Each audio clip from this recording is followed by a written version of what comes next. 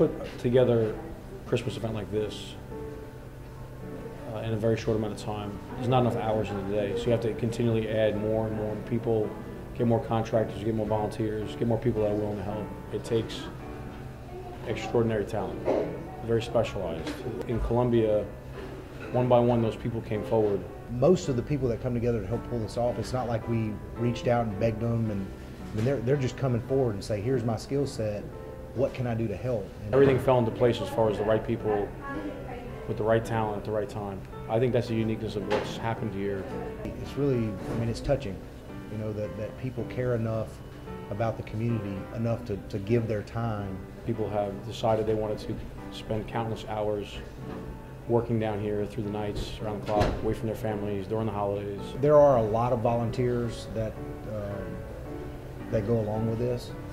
They are key people that we need to be able to depend on from day to day, and to organize the volunteers that are staff positions. So that's another impact that we've had on the community, is that we've been able to create 20 or 30 jobs through doing this. There's a contractor last year, and he's very involved this year. There were nights when I left him at 2 a.m. working at a warehouse, assembling and building, and I come back the next morning, he's still there. He didn't look very different.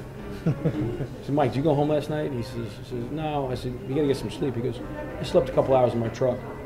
There were nights where we just never went to bed. We'd work all day and we'd work all night. And it wasn't just like Jacob and I. It was the production team, the video team, the carpentry team, a team of a dozen electricians were here working. And we did that for weeks to pull this off. If you have a vision and you have the dream, if you put the right people together with the right skill sets, you can do anything you want.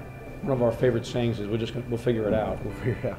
You know, for example, we wanted to build a really neat fire pit in the town, something that's just enormous. We had this idea, and we met out on the courthouse, and we spray painted in the street this big design with a local company that specializes in outdoor lighting fixtures. That was just an idea, and they showed up. St. James Lighting showed up. It's the people that support us, not just financially or even with their work, but spiritually and mentally. People come up to us, and the people that are instrumental in pulling this off, and just tell us how thankful they are that this is actually changing their life. Nothing tops seeing the smiles and the embrace that the community is giving one another each and every night. It's not necessarily about what me and him are doing, or the people on our team. It's about people and their emotions, and this definitely tugs at the heartstrings, and that's what gets me each and every night when the music comes on. And there's a lot of good things that have come out of this. Probably one of the best things is the impact on our families and our kids.